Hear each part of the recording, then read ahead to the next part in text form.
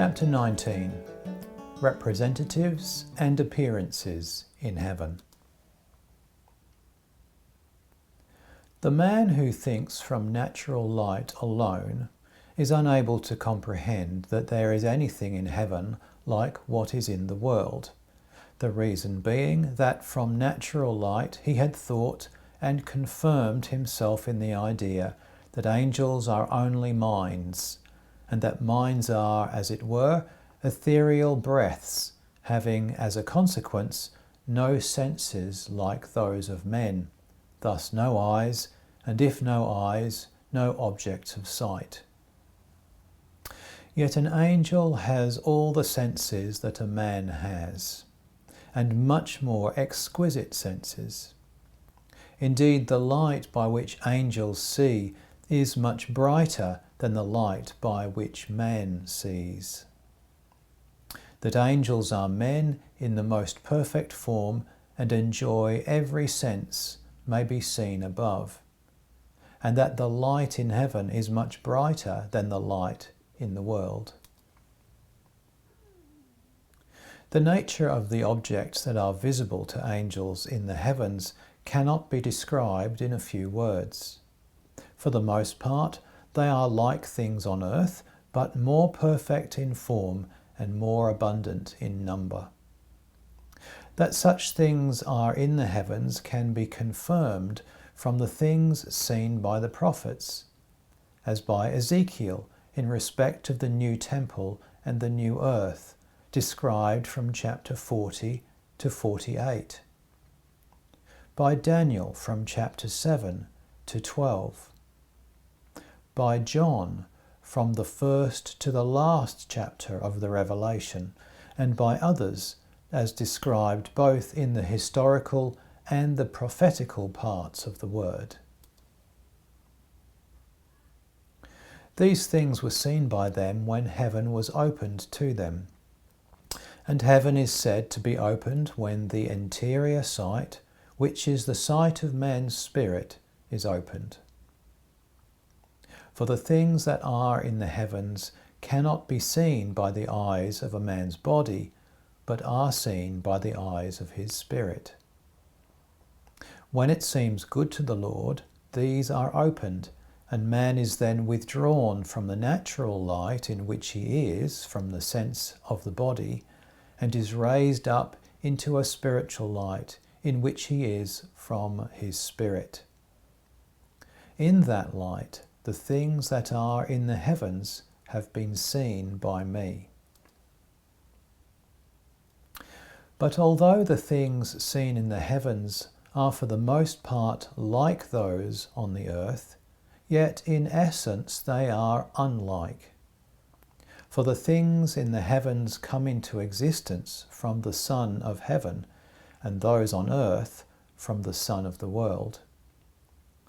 The things which come into existence from the Son of heaven are called spiritual, but those which come into existence from the Son of the world are called natural. The things which come into existence in the heavens do not do so in the same manner as do the things on earth. In the heavens, all things come into existence from the Lord in accordance with their correspondences with the interiors of the angels.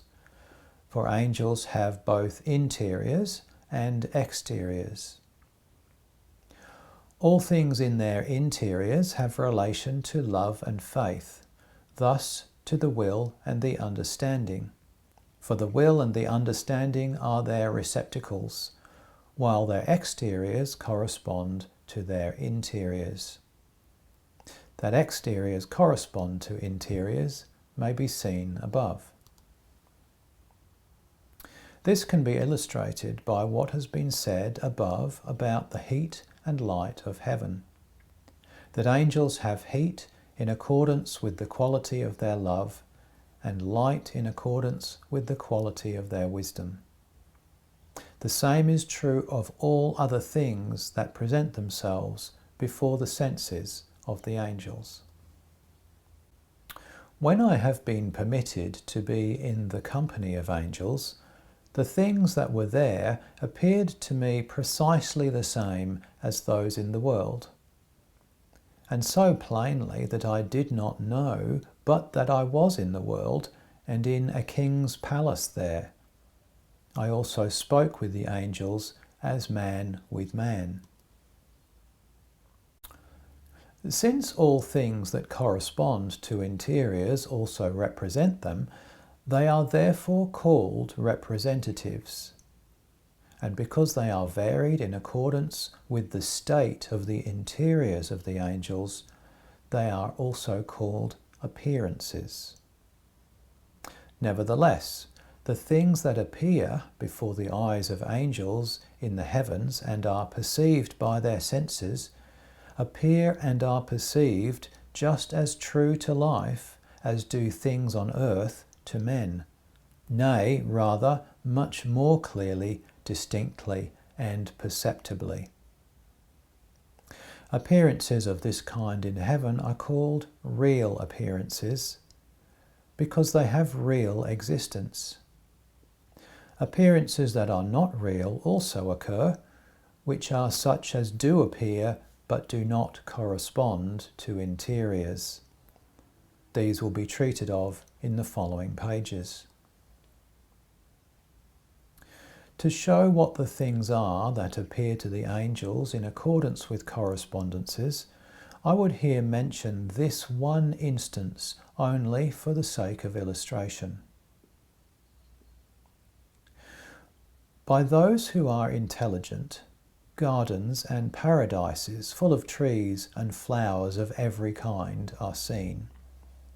The trees there are planted in most beautiful order, entwined in cross-beam formation with arched entrances and encircling walks. All is of such beauty as to beg a description. There walk those who are in intelligence, gathering flowers and weaving garlands with which they adorn little children. There are also kinds of trees and flowers there that are never seen and cannot exist in the world. On the trees also there are fruits that are in accordance with the good of love in which are the intelligent. Such things are seen by them because a garden or park and fruit trees and flowers correspond to intelligence and wisdom.